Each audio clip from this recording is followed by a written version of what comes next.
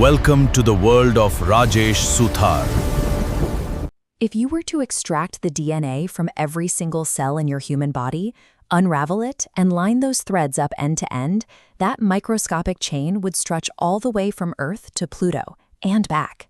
A single human cell contains about 2 meters of this DNA. Packing a 2-meter physical thread inside a cellular nucleus, which is completely invisible to the naked eye, requires a masterful feat of physical compression. This molecule serves as the operating system for everything alive on Earth. A microscopic bacteria, a giant redwood tree, and a human being all run on the exact same structural blueprint. It operates as a highly specific coding language, dictating the physical structure, internal functions, and behaviors of every organism.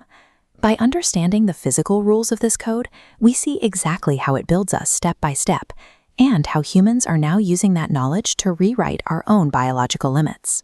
This document explains the first step of physical compression, nucleosomes.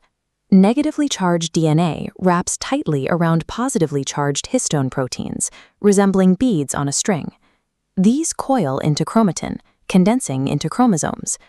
A typical human cell contains exactly 46 chromosomes, 23 from each parent. Unwind one of those chromosomes, and you find the famous double helix. The outer edges of this twisting ladder are formed by a sugar-phosphate backbone, providing the rigid structural support needed to keep the molecule intact. This classification table shows the interior of the ladder, which is built from 4 nitrogenous bases. They are divided into 2 chemical categories based on their structure. Purines, which include adenine and guanine, have a double ring structure, while pyrimidines, cytosine and thymine, have a single ring. These bases do not mix randomly. According to Chargaff's rule, the quantities of purines and pyrimidines are always perfectly equal. Adenine always locks together with thymine, and guanine strictly pairs with cytosine. The text details hydrogen bonding. Adenine and thymine share 2 bonds, while guanine and cytosine share 3, making GC stronger. Also notice the anti-parallel direction. The outer strands run parallel but in strictly opposite directions. One flows 5' to 3', the other 3' to 5'. The specific chemical pairing and opposite physical orientation ensure that DNA remains highly stable, allowing it to store billions of lines of genetic code without degrading.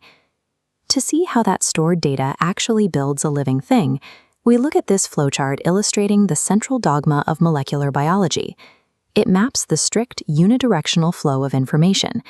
DNA creates mRNA, and mRNA creates protein. The cycle begins with replication. The DNA unzips itself and builds a perfect mirrored copy of its entire sequence for the new cell. Next is transcription.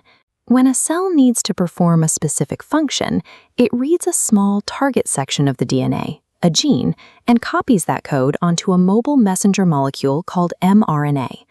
The final step is translation. The mRNA leaves the nucleus and enters a ribosome.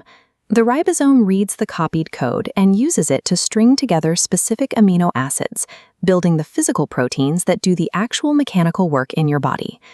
Most of this process relies on nuclear DNA, the 46 chromosomes in the center of the cell that combine traits from both parents. But cells also contain a completely separate circular strand of DNA hidden inside their energy-producing mitochondria. This mitochondrial DNA operates under a strict rule of maternal inheritance. It is passed down exclusively from mother to child, providing a direct genetic line through generations. The structure of the DNA provides the raw data, but the sequential mechanism of the central dogma is the biological software that actually reads the data and constructs the organism. For decades, biology was strictly limited to observing and mapping this code. Today, we have the tools to alter the instructions directly. Forensic science uses DNA fingerprinting to identify individuals, solve crimes, and settle paternity disputes.